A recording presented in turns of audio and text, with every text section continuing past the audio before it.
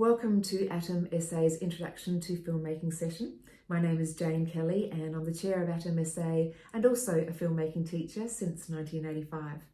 Firstly, thank you very much for your support in becoming an Atom SA member and also for your interest in teaching your students filmmaking.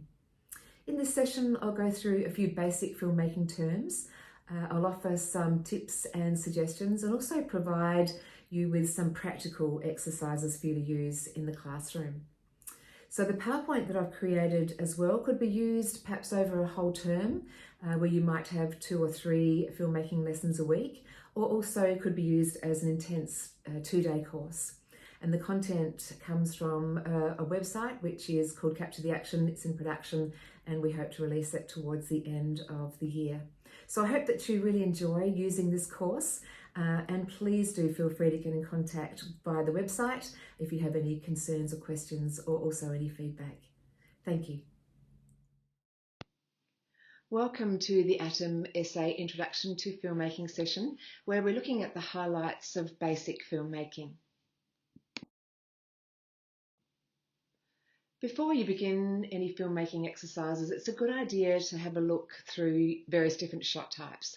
So to begin with, we'll look at shot sizes, and obviously the text is there for you to read with some images. But what I usually do with these terms is I get the students to study them, to have quizzes on them, to look at examples of them, and then give them a camera to go out into the schoolyard and to find a subject that they then go and take examples of these various different shot sizes. And then it's quite a good idea to bring them back to the class, print them, turn them into a sort of a gallery, and that also makes a really lovely classroom display. Camera angles is a really interesting area to take a look at with your students because we're all used to looking at things at an eye level, so they can really experiment with looking at the various different camera angles and using them in their filmmaking, which just takes filmmaking to another level. So obviously, again, you've got the 5 different basic camera angles and some examples of that. So again, it's a really good idea to do a quiz on it, to send your students out and to give some examples, to photograph different examples or even film them of the different camera angles. So I tended to do photographs to start with so that you can really create a gallery, a printed gallery in the classroom and have them around for the students to reference at any time. Camera movement is also a really great way to enhance filmmaking, and often our students will just film using static cameras, and so teaching them to do the various different shot types, angles, sizes and movement really helps students to understand that it's not like filming a play. A film is made up of a series of shots using a variety of these different shot types.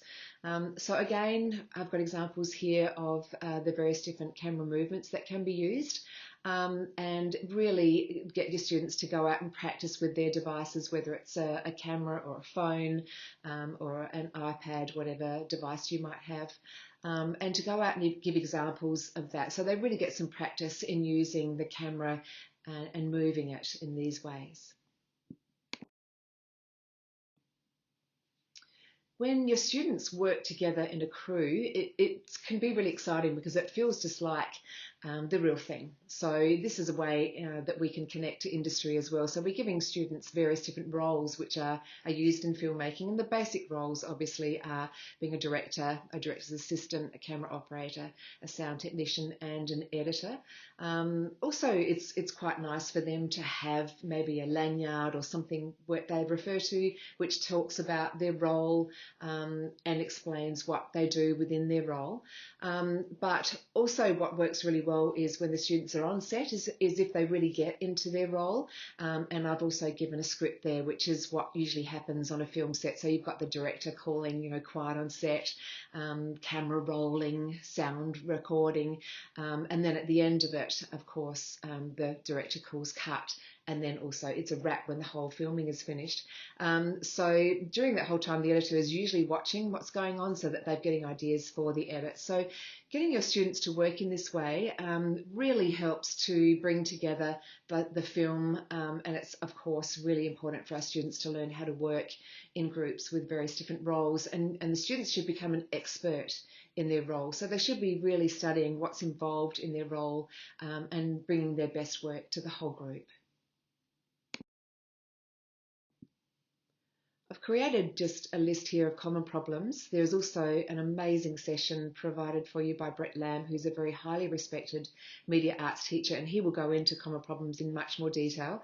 These are just issues that a lot of my students had during filmmaking, so always get them to check these things before they go out and start producing. So obviously the common one is a dirty lens. A thumbprint on the lens can ruin all of the footage if the lens isn't cleaned.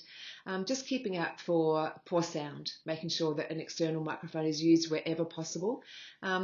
Lighting is important, and avoid getting people to stand in front of a window where it produces backlight, or creating shadows. You just want even light, really. Careless framing can often happen. Just get your students, or particularly the camera operator, to look at what's in the frame, making sure that there's nothing in the frame that they don't want to be there. So an obvious one is like a fire hydrant or overflowing bins, something like that. It's important to hold the device landscape, not portrait. So often you'll see when people are filming on their iPhones where the camera is vertical, you'll see that you get strips of black either side. So it's really important to make sure that you hold the camera in a landscape position.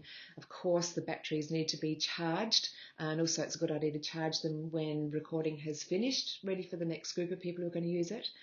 Storing your all of your footage on to your device, making sure you've got plenty of space. Keep your camera stabilized unless you really want to have the shaky effect, but tripods are always recommended for filming. And also when you're filming, it's important to have some space either side. So give a little bit of space, count to 3 seconds usually either side, so that the editor has plenty to work with. Be aware of background noise, particularly planes flying over, which has happened where I teach. Also trucks and traffic that might be around in the area, and always save your footage. It's very important to do that. Save it on a device or a hard drive, somewhere for safekeeping, so that you're ready for the edit.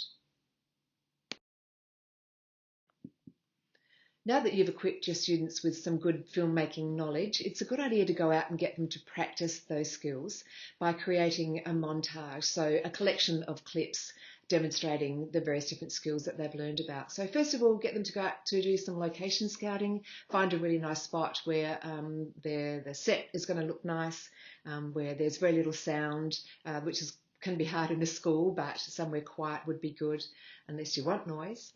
And then get them to practice their roles. So as I said before, it's really important to everyone to take their role seriously and to bring their best work to the crew. And then, of course, practice using that language that's used on a set. So camera rolling, action, all that kind of stuff, which makes it exciting as well. So get them to film about 12 clips using a variety of shot sizes, camera angles and camera movement, and with each clip being about 6 seconds long, so that they're ready to then practice their editing skills, adding sound and text, and I also get them to name the shots so that when we look at them as a class, I can really see that they've demonstrated their knowledge very well. Before going into editing, it's a good idea to check the clips that you have, and you can also check this while on set so that you can easily redo any clips that might need redoing. But it's always a good idea to ask questions before you go into editing. So, look at what mistakes were made, what the students have learned, how well did their crew work, are they ready to make a short film, and do any of the shots need to be done again?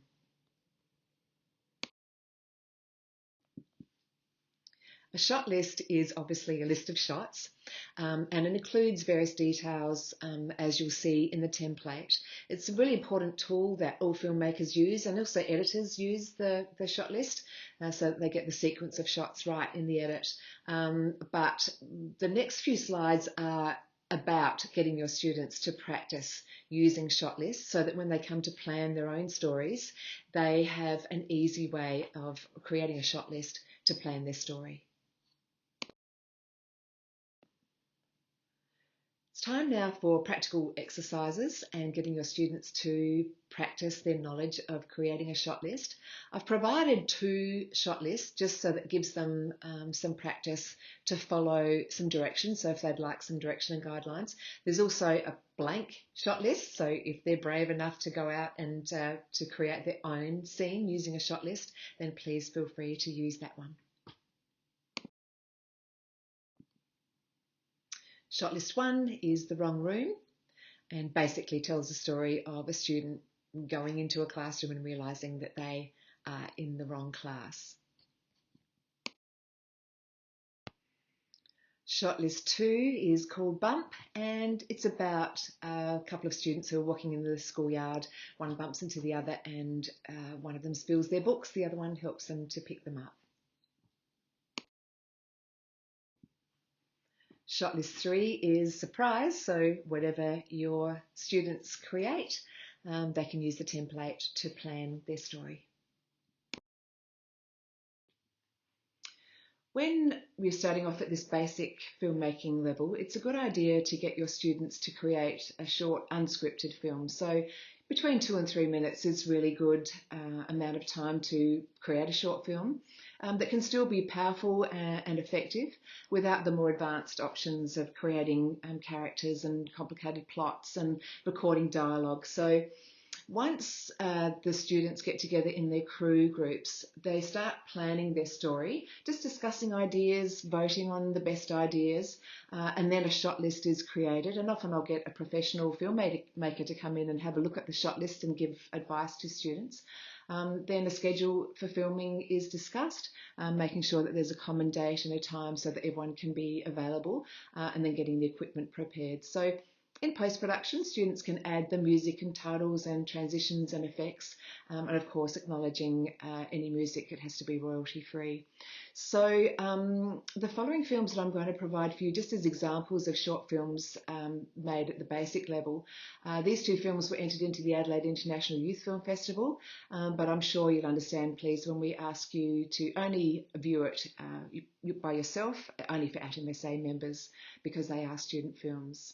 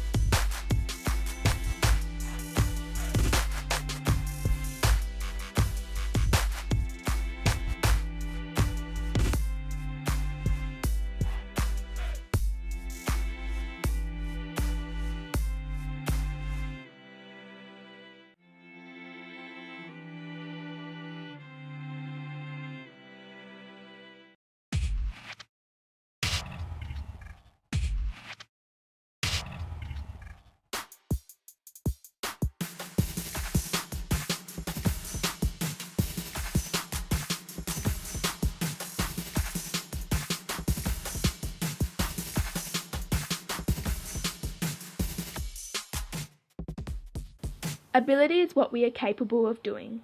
Motivation is what we do, and attitude determines how well we do it. It's supposed to be hard. The harder it is, the greater it will be.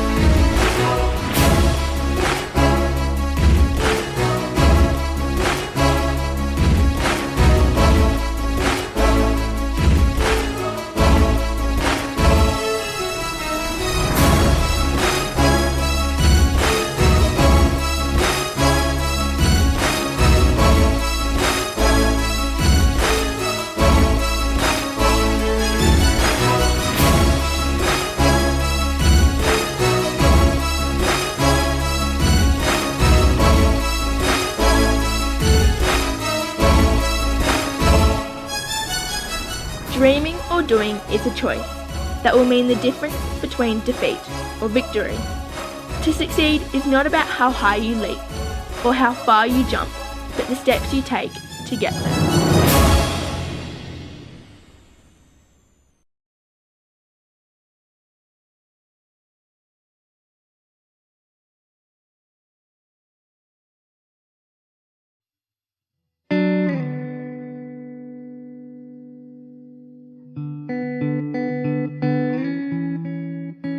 Dear Ali,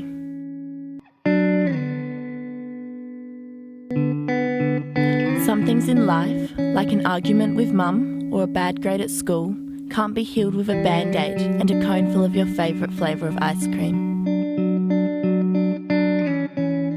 Sometimes the only cure is to get in a car and drive far away from a place you know. Find somewhere unknown. On your way, turn up the volume and let the music serenade the world around you. Stick your head out the window, so when the tears come down, the wind will take them away and they'll feel cool on your cheeks.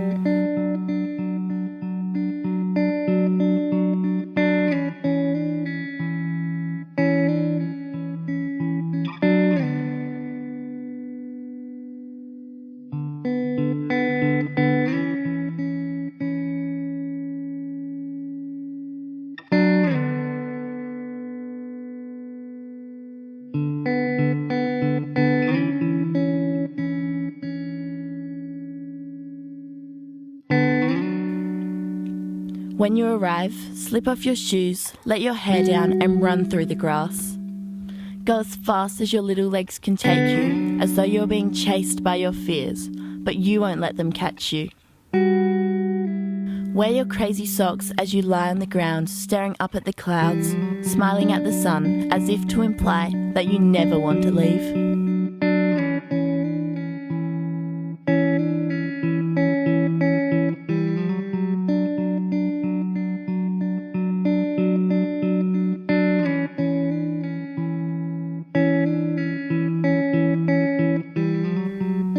Splashing puddles as if to say to the rain, I know you're coming, but I will not let you bring me down.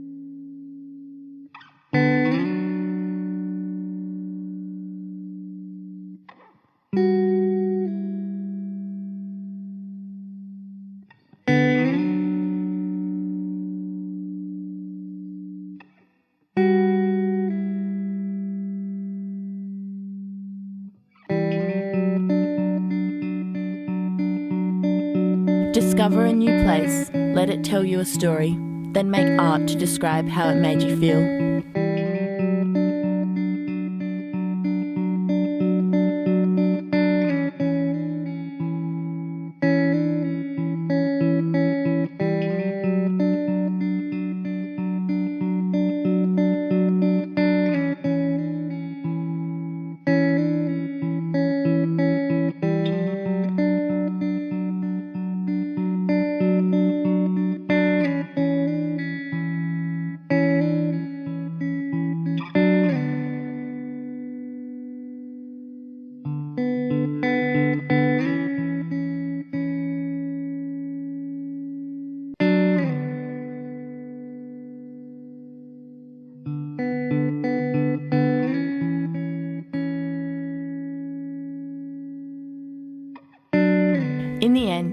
We are all stories.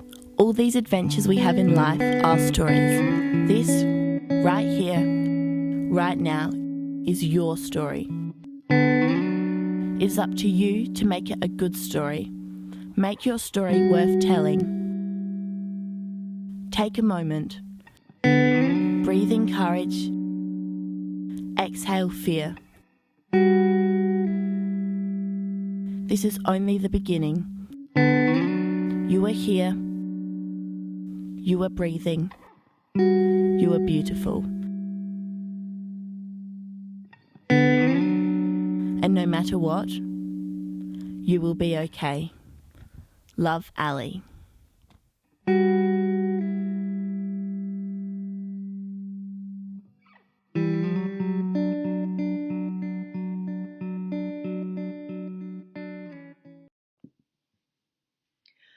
Something I do often is to immerse my students in short films.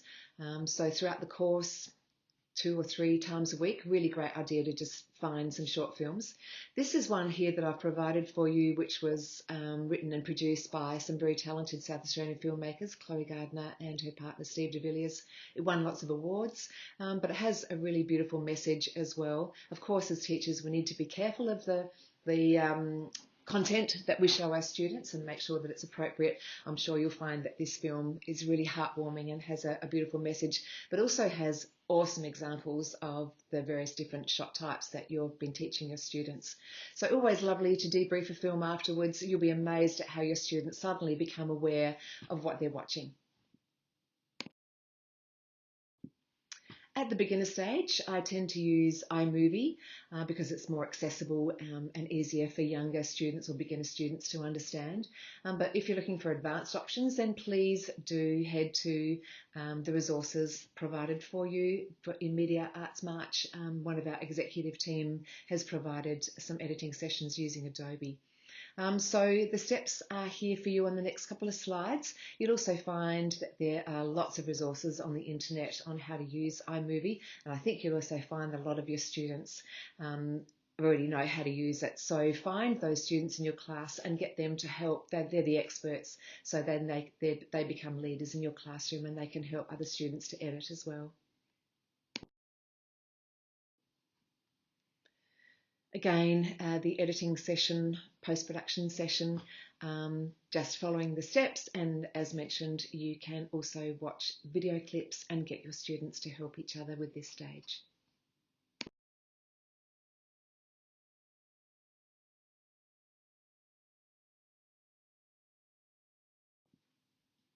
So now that films have been made and edited, it's a really lovely idea to screen the films for your students so that they have an audience. So often after the end of a course, I will get the students to be prepared for a screening session. So often I'll provide popcorn and turn the lights down and make it feel very much like a cinema. We discuss cinema etiquette and how we don't talk through the films, but of course reacting to films is really important. It can be quite confronting for students to have their films screened, so we always make sure that we talk about offering constructive feedback and reacting to films in a kind way. So screening your films for your class is also a good idea to help students to look at their films on a big screen and perhaps see where they need to make some adjustments. So if you're planning on having a film event or entering films into competition, this is a good stage where it's just a small audience and it's a comfortable audience where we can work on perhaps making some improvements before the final edit.